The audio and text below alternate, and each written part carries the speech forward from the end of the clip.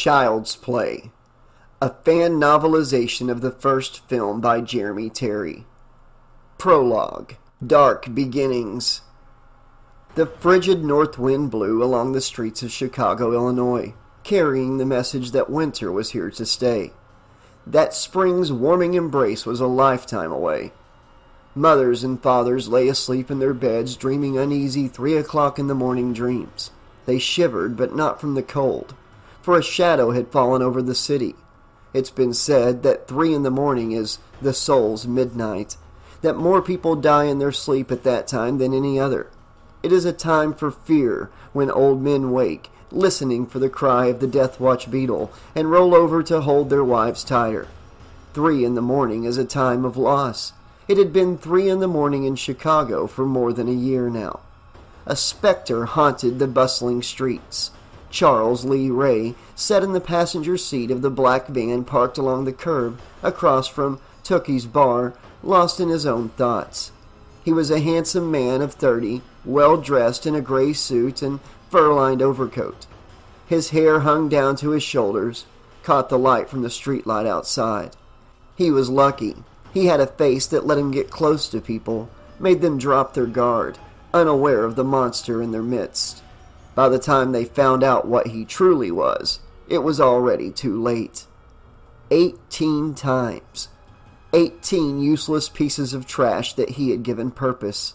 Their pitiful short lives may have been worthless, but their souls were not. He remembered the feel of their skin against the palms of his hands as he squeezed the life out of them. He cherished the memory of his voice as he said the prayer, as he made the offering to the great Damballa, and he knew that Damballa was pleased. Chicago had not known such fear since the 70s, when the fat sodomite John Wayne Gacy had terrorized the city in his clown suit. The fat fuck had gotten 33 before he slipped up. Charles would take more, so many more before he was finished. He thought about his teacher, John Elsop Bishop, the man called Dr. Death by the fearful down in Little Haiti, where he held sway. Charles laughed to himself, thinking that he would never be finished thanks to John's teachings, thanks to the great Damballa. Wet smacking sounds and a stifled burp to his left. Charles grimaced and glanced to the side as his sometimes partner, Eddie Caputo. Eddie was a few years younger than Charles, with shaggy dark hair and sunken eyes. Eddie stared out the windshield at Tookies, unaware that he was being watched. He lifted a greasy cheeseburger to his lips and took a huge bite, stuffing his cheeks with shredded meat and chewing noisily like a big dumb cow chewing its cud. Smack, smack, smack. Charles saw a bead of grease or drool dribble down the man's chin and felt his blood boil. "Hey, Eddie," Charles said through gritted teeth, "do you think you could chew any louder? It's fucking disgusting." Eddie froze with the burger halfway to his glistening lips, his skin growing pale in the ghostly glow from the van's dashboard. He glanced over and blanched at the anger that he saw burning in Charles's eyes. I'm sorry, Chucky. I wasn't paying attention to what I was doing." Eddie's warm breath washed over Charles, and he recoiled against the passenger side door, covering his mouth and nose with one hand. "Jesus Christ, Eddie! What do you use to brush your teeth with? Your own shit?" Eddie shifted his face away, really scared now. Charles had been on edge the last couple of days. There had been problems with his girlfriend, Tiffany, and some pregnant woman Charles had been seeing on the side. Shit like that is why Eddie never saw a broad more than once. Fuck them and forget them. That was his motto. That and occasionally, fuck 'em and kill 'em. He felt the reassuring weight of his .44 Magnum revolver in the shoulder holster beneath his left arm, and wondered if he would even have time to reach for it if Charles snapped. There was movement across the street, and Charles turned away. Eddie breathed a sigh of relief, thinking it might be time to make a powder after tonight, thinking that he might need to get out while the getting was good, before Charles unraveled and took him down with him. The woman was tall. her hair and face obscured by the thick orange scarf she had wrapped around her head against the cold. She stepped out of the bar onto the sidewalk and paused for a moment, glancing around. She wore a pink dress patterned with white flowers. Charles stared daggers at the dress. His mother wore dresses like that. Charles remembered the dresses and the cloying scent of whiskey on her breath as she beat him. Mina Ray was an abusive alcoholic midget who blamed all the big people for her problems because Charles's father had been a big person, and he had left them before Charles was born. Charles had grown up afraid that he would be just like her, and had been ecstatic when he found out he wouldn't be. Mina Ray was furious. She lashed out at him, shouting that he was just like his bastard father. Charles bore the abuse for years until one day he realized that he could literally pick her up and throw her like a rag doll. Oh, how he had laughed that afternoon, and how she had screamed. That was until he wrapped his fingers around her scrawny little neck and cut off her air supply. She'd been his first. He studied the woman across the street as she started walking and nodded to Eddie. She would be the next. Eddie shifted the van into gear and pulled slowly away from the curb. The woman didn't seem to notice. They're all sheep, Charles thought. They're completely blind to the wolves around them. Eddie pulled the van up behind the woman and stopped. Charles got out and started up the sidewalk. Eddie hit the gas and drove up the street, turning right at a corner half a block away. Charles studied the woman as he paced her. She glanced over her shoulder, realizing that she was being followed. She walked faster, and Charles grinned. He loved this part, the chase, the fear, the tears. It wouldn't be long now. Oh, how she would beg, and oh, how he would savor it. There was an alley ahead on the right. It was time. Charles charged forward and dragged the woman into the dark between the buildings. She tried to pull away, but froze when he held his knife up in front of her eyes. His heart raced. Excitement built. This was what life was all about, sports fans. He reached out and took a handful of the scarf. Okay, bitch, let's see what you look like. The woman moved quick as lightning, and pain exploded between Charles's legs as she kneed him in the balls. Charles collapsed to the wet concrete, the knife falling forgotten to the ground as he clutched his throbbing testicles. He looked up in shock as the woman discarded her scarf and dressed to reveal the rugged tan face of a man dressed in jeans and a brown leather jacket. His hair was black, his chin strong and chiseled, the picture of an American hero. What? I'm not pretty enough for you? Detective Lieutenant Mike Norris asked, kicking the knife away from Charles's hand. Fuck you, pig, Charles moaned. He rolled over, trying to catch his breath, trying to get his feet under him. Mike pulled a pair of sneakers out of the purse dangling from his left shoulder and kicked off the high-heel shoes that he'd been wearing. He glanced down to step into them. Now was Charles's chance. He surged to his feet, grabbing a metal garbage can and bringing it down on Mike's head. Mike fell onto his back, and Charles ran for the mouth of the alley. Seconds later, he heard the cops' footfalls behind him. Charles turned the corner and fled up the sidewalk in the direction Eddie had driven. They had planned it all out. He knew Eddie would be waiting around the corner for him to bring the broad. All Charles had to do was reach him, and he would be home free. Mike raced out of the alley, drawing his .38 revolver from the hidden holster under his jacket, and shouting into the police wire taped to his chest. I got the strangler! He's at the corner of Wabash and Van Buren! Fuck! Charles thought as he rounded the corner and drew his own gun from an overcoat pocket. He's calling for backup! He looked ahead and saw the black van idling 100 feet away. He was going to make it. Mike turned the corner and brandished his firearm. Stop, Ray! There's nowhere else to run! There was a parked car ahead. Charles leapt over the hood and slid to the ground on the other side, just as Mike fired a shot. The bullet spanging off the car's front fender. Charles crouched behind the hood and snapped off a shot of his own, driving Mike back around the corner.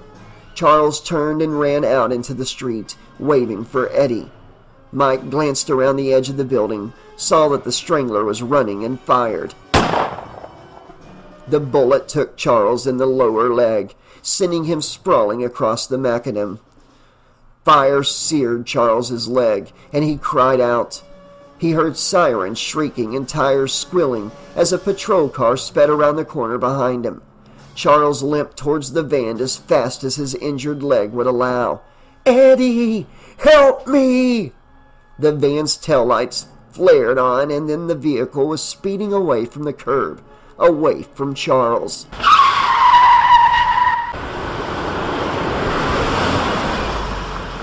Charles stared after in horror. This couldn't be happening. He was blessed by Damballa. He wasn't supposed to go down like this. "Eddie!" he screamed. "Don't leave me! Oh, God, no!" The cop blurred past him in pursuit of the traitor. Charles wished the Flatfoot the best of luck. It would be better for Eddie if the cop caught him and put him away for the rest of his life.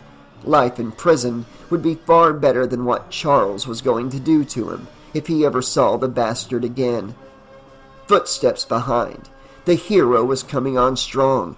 Charles whirled to the right, onto the sidewalk and under the awning of a garish toy store. The sign overhead read, "Play Pals." Charles leaned out and fired at Mike, driving him behind the parked car he leapt over moments before. Give it up, Ray! Mike shouted. It's all over! "Fuck that," Charles thought as he eyed the street for a way out of the trap he was in. "Fuck that and fuck you." No escape that way. He turned to the toy store and shot the lock, the bullet punching a black eye in the hardware. He kicked the door in and limped inside. The burglar alarm began to blare, sending a spike of pain through his fevered head. Garish advertisements covered every free surface of the store in primary colors. Stuffed animals sat beside miniature tools and trucks. Action figures and dolls. Dolls everywhere, all with the same freckled face and red hair. Charles passed by the registers deeper into the store. He had seconds at the most before the cop came sniffing along this trail. He reached an intersection and turned left where a large display of a medieval castle dominated the aisle. He slipped behind it and waited.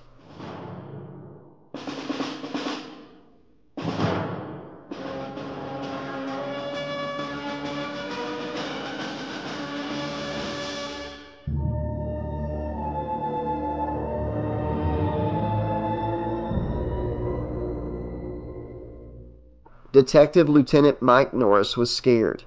He knew what he should do. He should secure the scene and wait for his partner or other officers to arrive before he cleared the building. That would be the safe thing to do. Ray was injured and his getaway vehicle was gone. Surely he wouldn't get far. Backup would arrive and they would find the creep huddled in a corner inside. The city rejoices. Schedule the ticker tape parade because the good guys triumphed again. But what if he waited and Ray did manage to escape? The next dead body would be on his head, and Mike couldn't live with that. He took a deep breath to still his pounding heart and broke from cover. He scanned the front of the toy store, saw no movement, and walked inside. The alarm sang its siren song, making it almost impossible to hear if Ray was nearby. He raised his revolver, taking comfort from the mean weight of it. He passed the checkout counter and paused, kneeling down to examine a single drop of blood that marred the pristine tile floor. Bingo. He looked farther along the aisle and saw another blotch 10 feet along where the shelves formed an intersection. Mike moved along the path to the branch. Movement at the edge of his vision. He spun, relying on muscle memory earned from countless hours on the firing range. And there was Ray. The freak was hiding behind a display. Mike registered the gun in the killer's hand and fired his own. The round passed through the toy castle's window, and Ray spun out of sight with a strangled cry. I got him in the chest. There's no way he can get away now. Mike ran forward, revolver at the ready. He jumped around the display and Charles Lee Ray was gone. Blood pooled on the floor where he had landed. It dripped from the shelves behind the castle and ran in rivulets down a poster of one of the red-headed dolls taped to the wall. Ray's overcoat lay abandoned 5 feet down the next aisle. Mike followed the path until it reached another intersection and paused to look around. The blood trail stopped there. Ray was in the wind.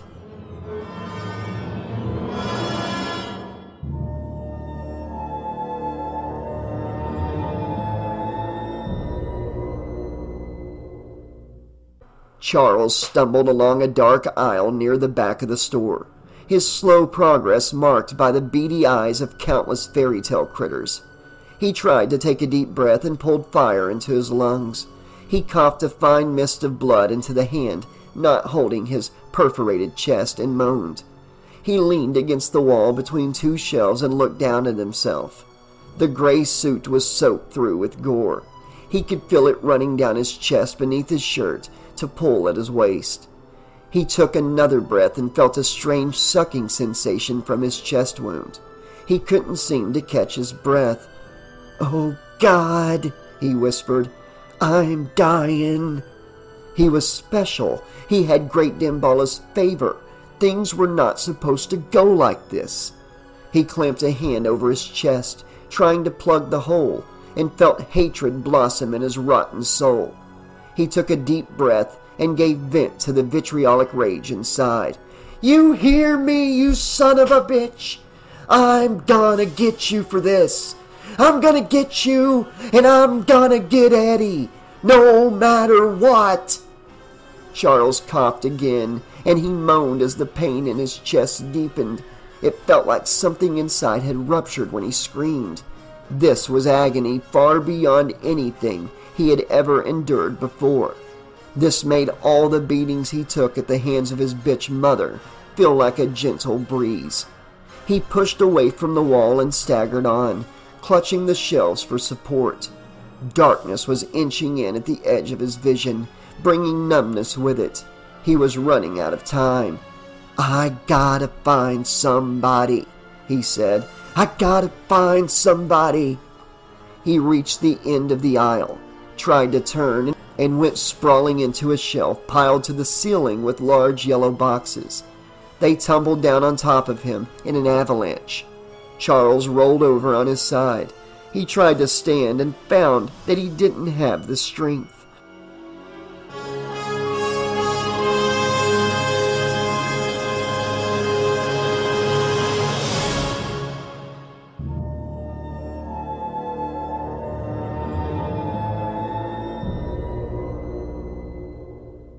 "I'm never gonna get up again," he thought with wonder.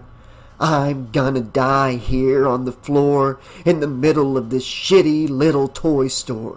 And all the gree John taught me isn't gonna amount to a damn thing." If only someone would come near. Why wasn't there a security guard? Where was the depressed manager working late to avoid his miserable wife and bratty kids? If only... Charles turned his head and saw the freckled face of one of the dolls staring back at him from the cellophane window in the front of its box. It was dressed in a rainbow-colored shirt and blue overalls, and its eyes were the color of a cloudless afternoon sky. An idea bloomed in his twisted mind then. The prayer was only meant for humans. Could it work? Charles fumbled with the box, smearing it with his life's blood, and managed to get the lid open. He reached inside and pulled the good guy doll out.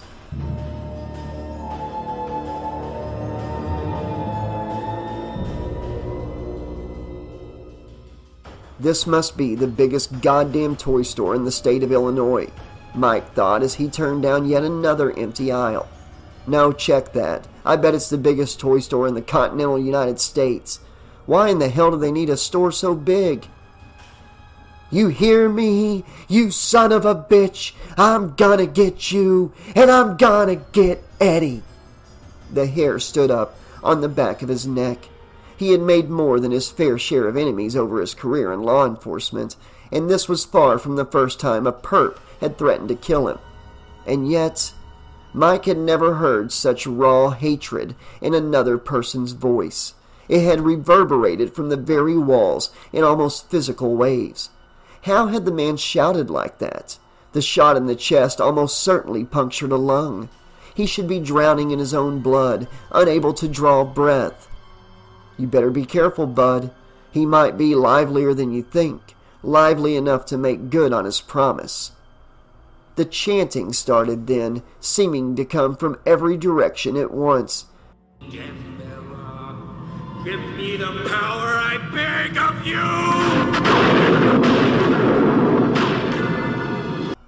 Mike spun on the spot, trying to pinpoint the direction the voice was coming from. He grimaced as the chanting continued, the nonsensical gibberish like fingernails on a chalkboard. Something very bad was happening.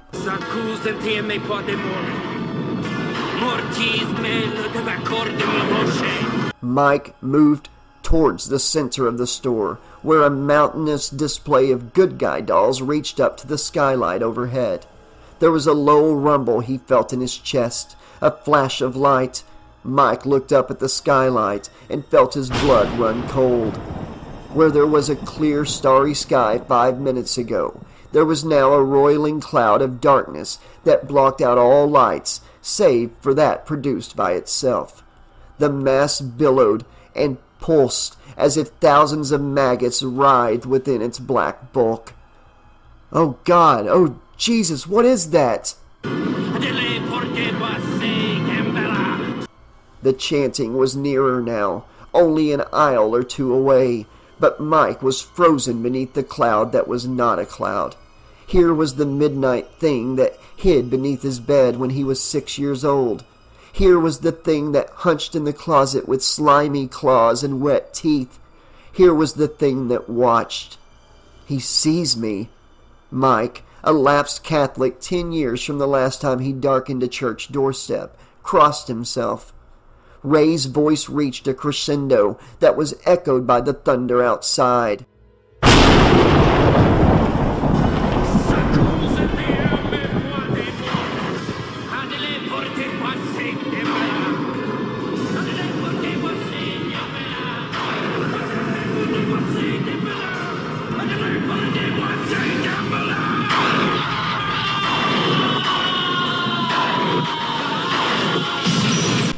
There was a crackle, a blinding purple flash, and Mike found himself tumbling backwards through the electrically charged air as a bolt of lightning arced down through the skylight, and the store exploded.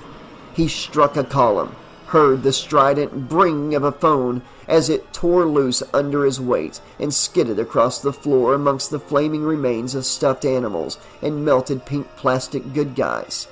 He lay there beneath a snowfall of cotton stuffing, the eviscerated remains of fuzzy rabbits and anthropomorphic dogs, surprised that he was still alive.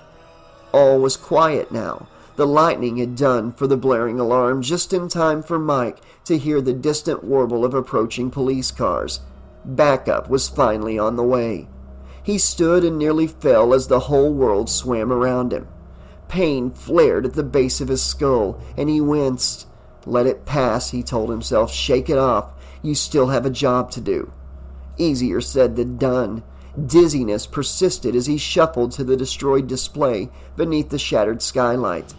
Flaming bits of toys lay everywhere around him, victims of an unnatural act. A breeze stirred his hair, and he turned to see that the plate glass windows at the front of the store were now so much detritus decorating the asphalt outside. Impossible, he thought. This is all impossible.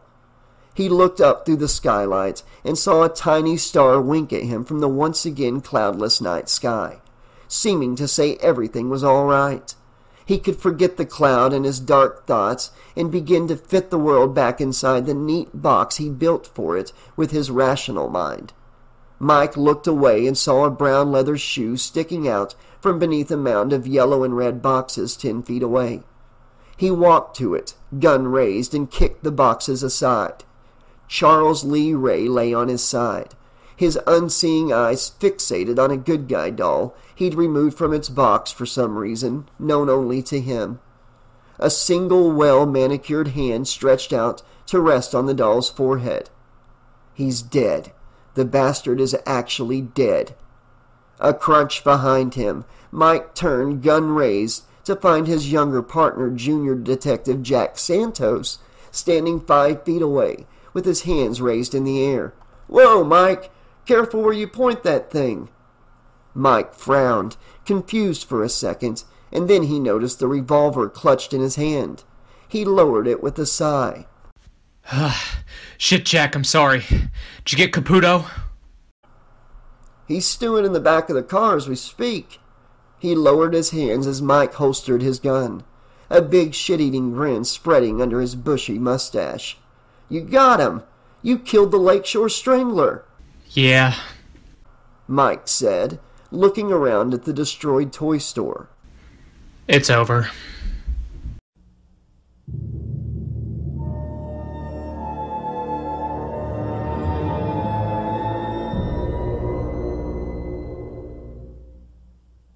Okay, Slashaholics, this has been the prologue of the fan novelization of Child's Play Part 1 by Jeremy Terry. Really enjoyed getting into the head of Charles Lee Ray and Eddie there in the beginning of this prologue. Got a little more detail, which I really enjoyed, of what was going down before the events at the beginning of the movie Child's Play. I love that Mike Norris was incognito, in disguise, to trick the Lakeshore Strangler into attacking him. I really love how that led us into the scene where Charles, runs, Eddie drives off. Now we know why Eddie did drive off. It wasn't just because he was a pussy, but it's because, Charles Lee Ray scared the shit out of him. But yeah, so I really enjoyed having a reason why Eddie drove off, a reason why Charles was running from Mike, and I love that while dying, Charles, his narcissistic, psychopathic mentality was like, I can't die. I'm the main character of the story. What the fuck's going on? Really love that. And I love that we actually got a reaction and fear from Mike as the Damballa chant happened and the unnatural storms happening, the clouds he sees, and that he's seeing his own fear and stuff manifest in this cloud.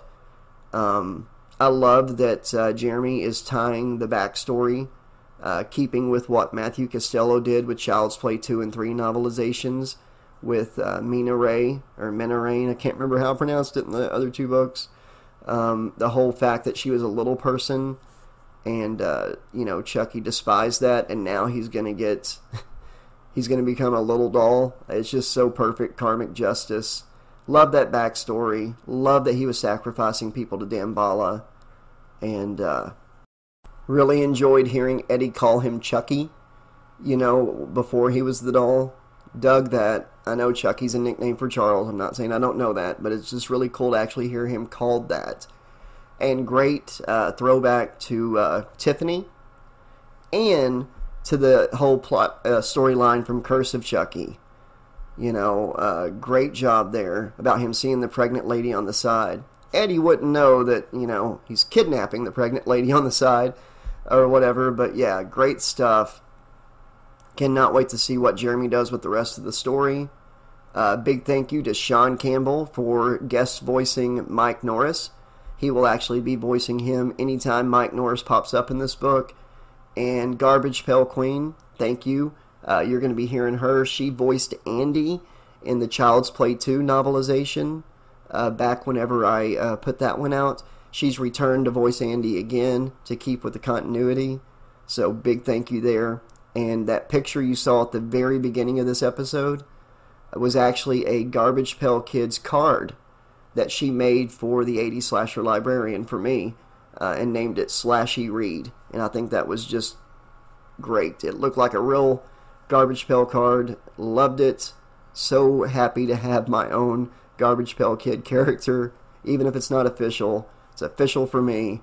And if anybody else would like to voice a character in the book, get with me very soon, because I'll be putting chapter 1 out in just a few days, maybe sooner.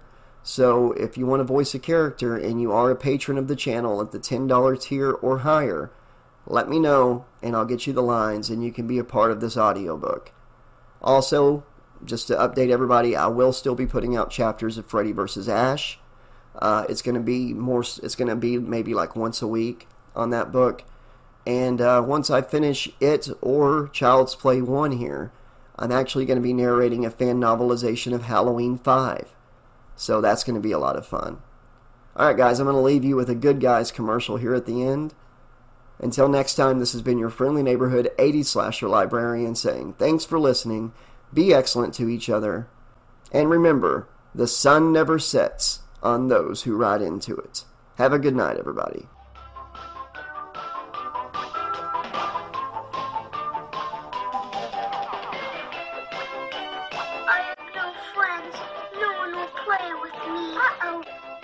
There's a friend in need.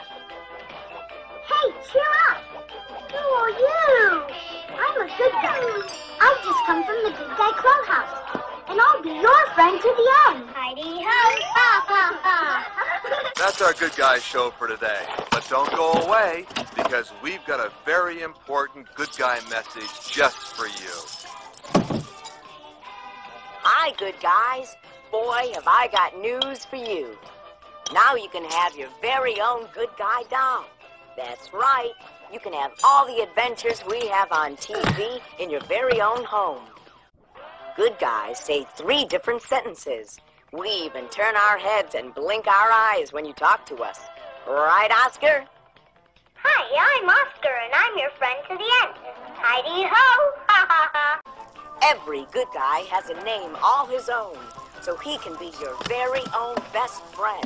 So remember to tell Mom and Dad you want a good guy. Perfect for birthdays or just any old time. And remember, you can buy all of our good guy accessories too. Right, Oscar? Right! Brought to you exclusively by Play Pals, makers of Good Guys and other fine toys. Found in toy stores throughout the greater Chicago area. And always remember, the sun never sets on those who drive into it.